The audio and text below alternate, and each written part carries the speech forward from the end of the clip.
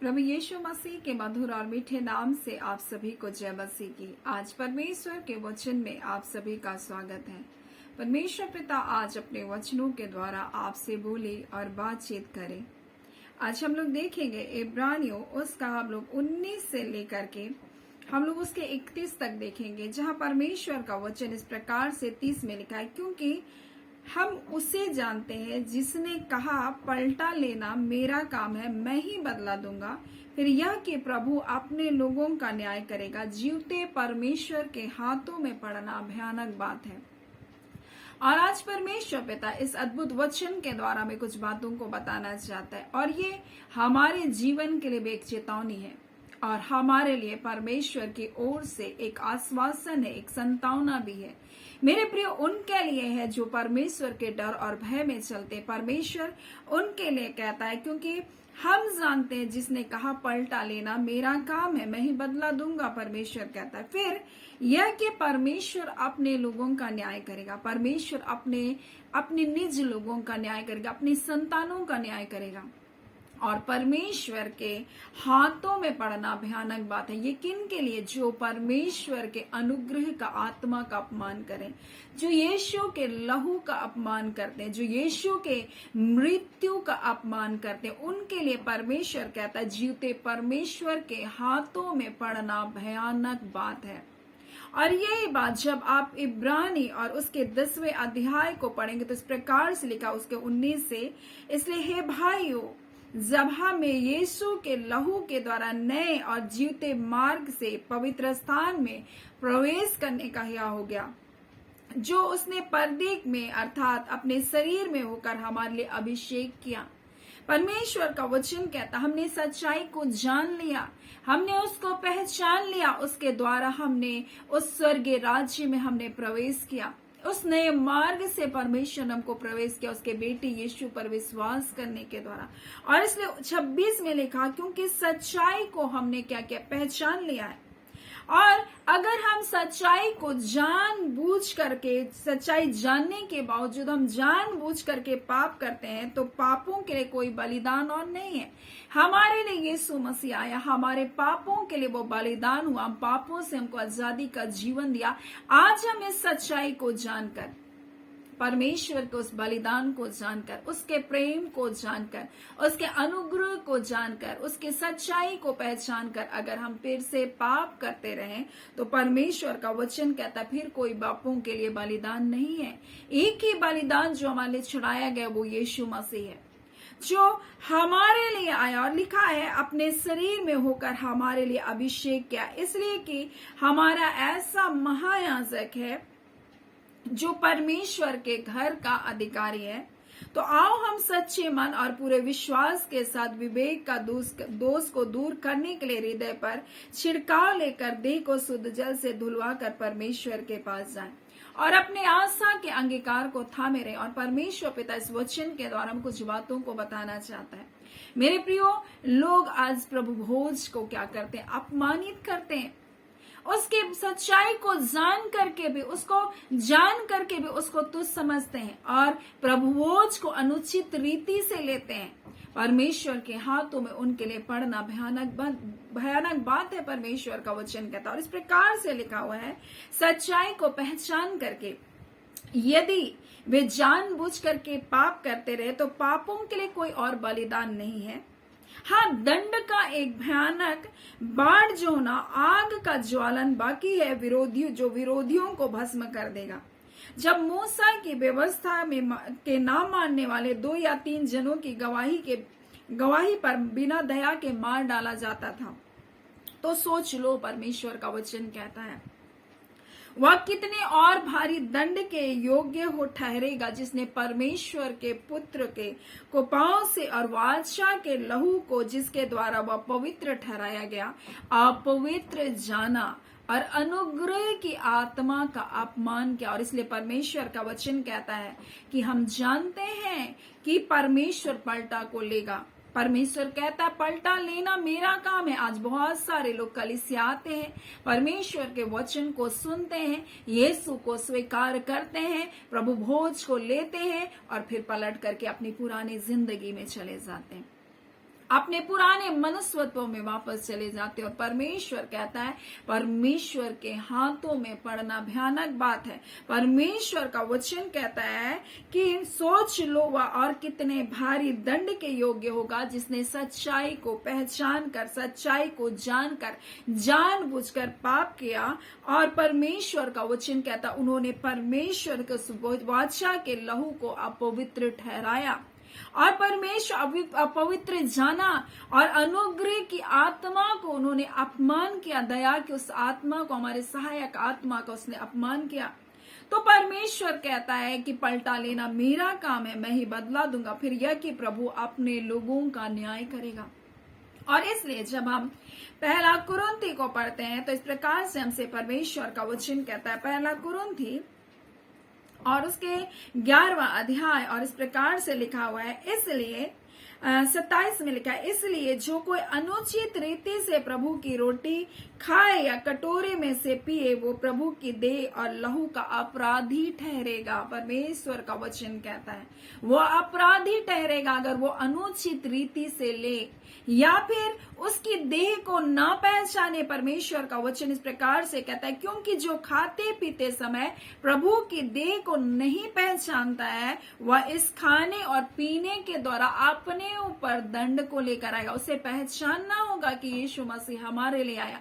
ये वही है जिसके लहू के द्वारा हमें स्वर्गीय राज्य में प्रवेश कराया गया, हमें अनंत जीवन का वारिस ठहराया गया। ये वही है जो हमको परमेश्वर के समीप ले जाता है। ये वही है जो हमको स्वर्गीय जीवन का वारिस बनाता है। मेरे प्रियो, आज इस बात को जानने के बाद, पापों के क्षमा को जानने के बाद, उस सच्चाई को जानने के बाद, अगर कोई जानबूझकर पाप करता है, जानबूझ करके वो पिछली जिंदगी में वापस लौट जाता है, तो अपने ऊपर दंड लाता है। वो प्रभु यीशु मसीह के देह का, उसके लहू का अपमान करता है। परमेश्वर का वचन कहता है जो अनुचित रीति से लेता है। और जब पहला कुरिन्थी को यहाँ पौलुस प्रेरित बता रहा, तो यहाँ कलीसिया के बारे में एक निर्देश दे रहा है।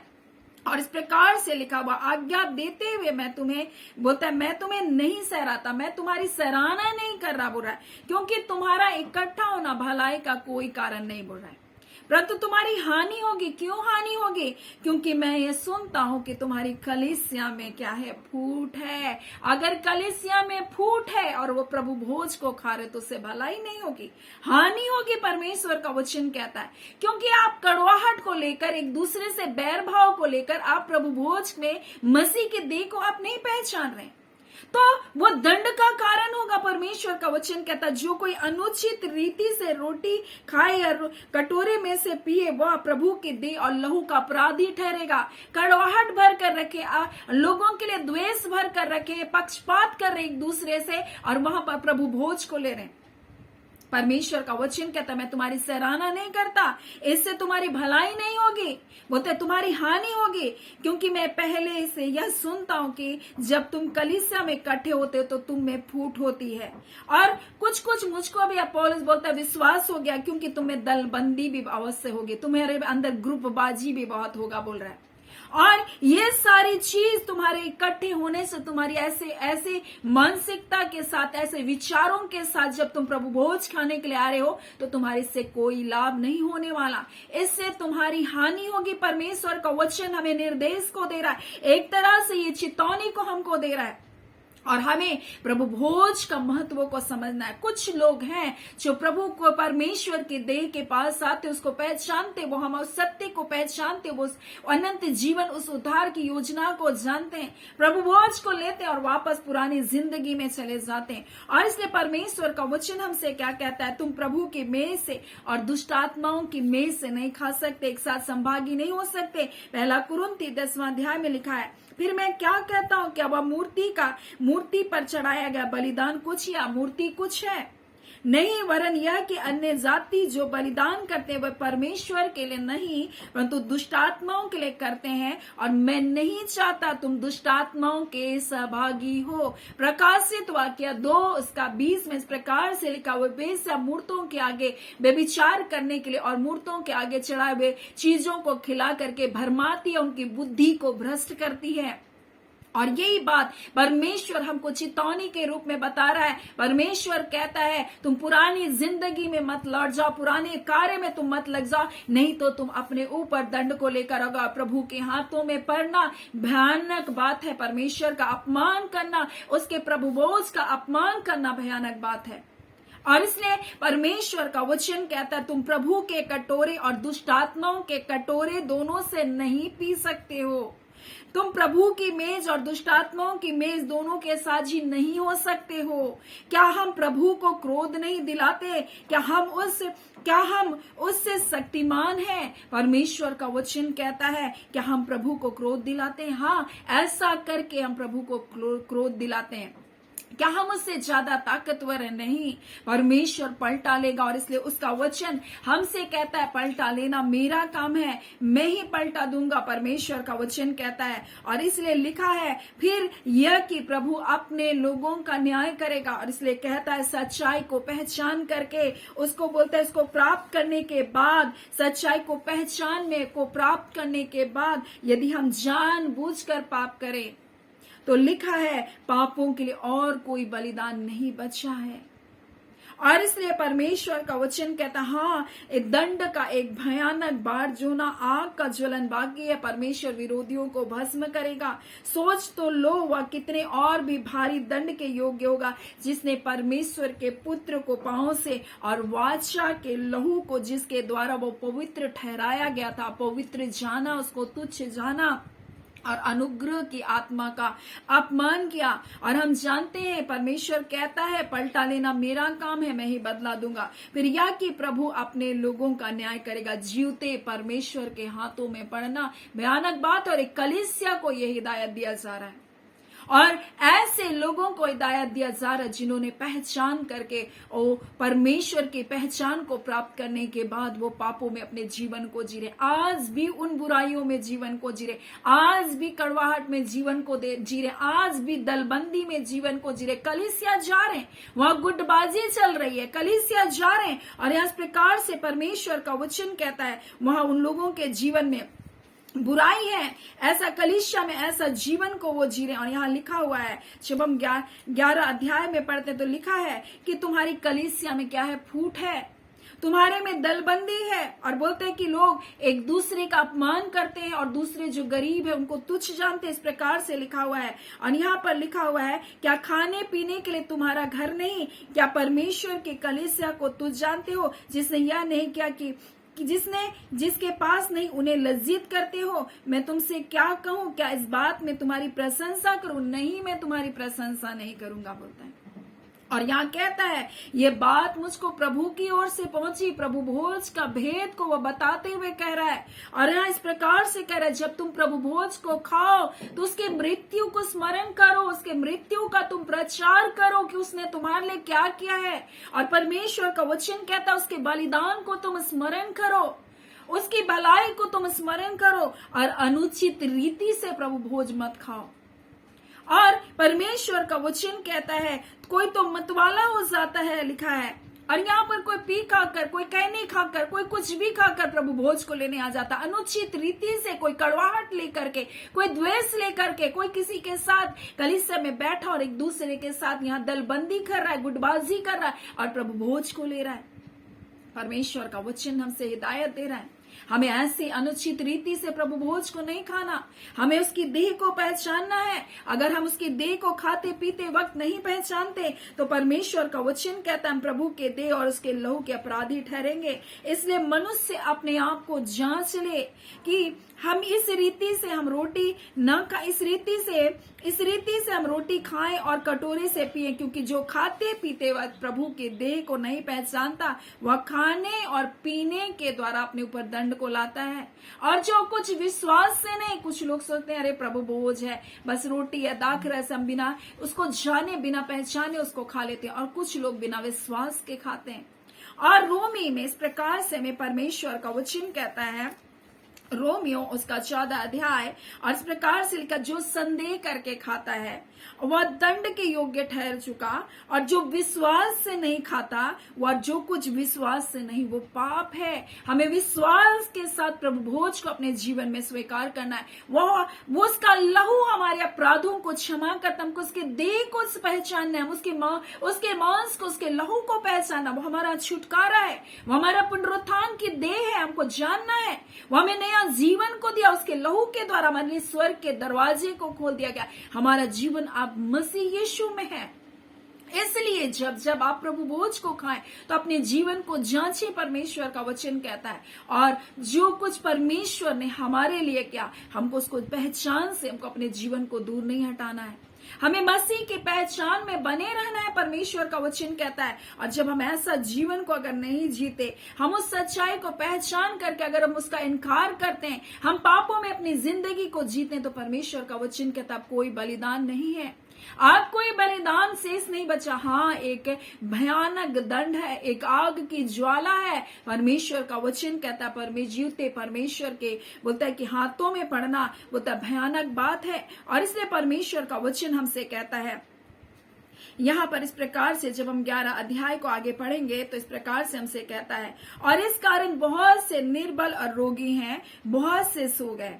यदि वो अपने आप को जांचते तो दंड ना पाते, और यदि हम अपने आप को जांचते हैं तो दंड ना पाते, परंतु प्रभु हमें दंड देकर ताड़ना देता है, इसलिए कि हम इस संसार में दोषी ना ठहरें। मेरे प्रियो, आज हमें अपने जीवन को जांचने की आवश्यकता है। हमें अपने जीवन को देखने की आवश्यकता है कि कहीं हम ऐसे तो प्रभु भोज को स्वीकार नहीं कर रहे, कहीं हम उसको बिना पहचाने तो नहीं ले रहे, कहीं हम ऐसे ही बस खाना है करके खा तो नहीं ले रहे, कहीं ये रीति विधि तो नहीं बन गई। आज अपने जीवन को जांचने की आवश्यकता है। और परमेश्वर आज इस वचन के द्वारा हमें एक गंभीर बात को बताना चाहता है।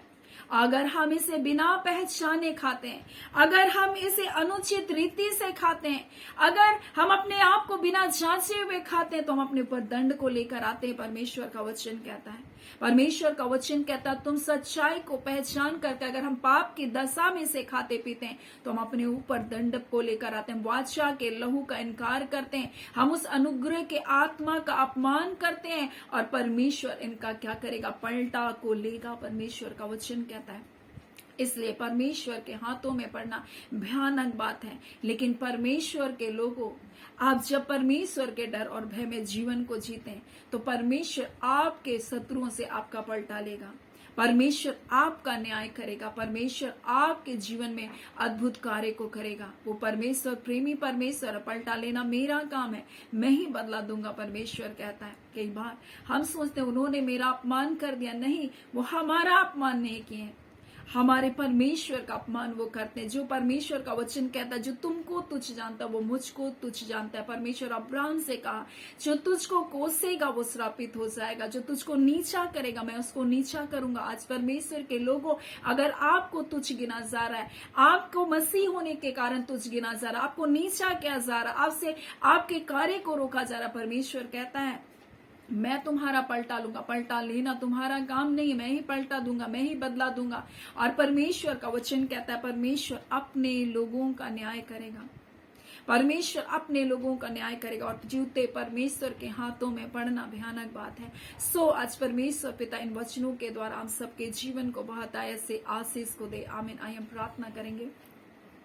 धन्यवाद देते हैं जीवते सच्चे सामर्थी मेरे पिता, हम आपके निकटता आपकी हुजूरी में आते हैं मेरे पिताजी। और बांदा खाला, हाँ मेरे पिता परमेश्वर पवित्र आत्मा पिता प्रभु यीशु पिता, हम आपका धन्यवाद करते हैं आज के सुंदर समय के लिए, आपकी दया के लिए, आपके अनुग्रह के लिए, आपके प्रेम के लिए, आपकी सच्चाई के लिए प्रभु, जो ढाल बनकर हमारे साथ रहती है पिता खुदावन परमेश्वर पिता। आज परमेश्वर प्रभु जी, आज आपके प्रिय लोगों के जीवन से आपने बोला और बातचीत किया। अगर किसी भी प्रकार के सताहट से परमेश्वर, किसी भी प्रकार के परमेश्वर अवहेलना से, किसी भी प्रकार से परमेश्वर आपके लोगों को नीचा किए जाने से ये दुखित हैं, आप कहते हैं परमेश्वर पिता प्रभु जी, आप अपने लोगों का न्याय करेंगे परमेश्वर पिता। और आप कहते पलटा लेना मेरा काम है, मैं ही बदला दूंगा। परंतु परमेश्वर जो लोग प्रभु जी आज आपसे दूर चले गए परमेश्वर, आप एक हिदायत को देते हैं परमेश्वर, ताकि वो उस दंड से बचाया जाए पिता परमेश्वर। एक चेतावनी को दे रहे हैं परमेश्वर, अपने जीवन को जांचने के लिए दे रहे हैं पिता।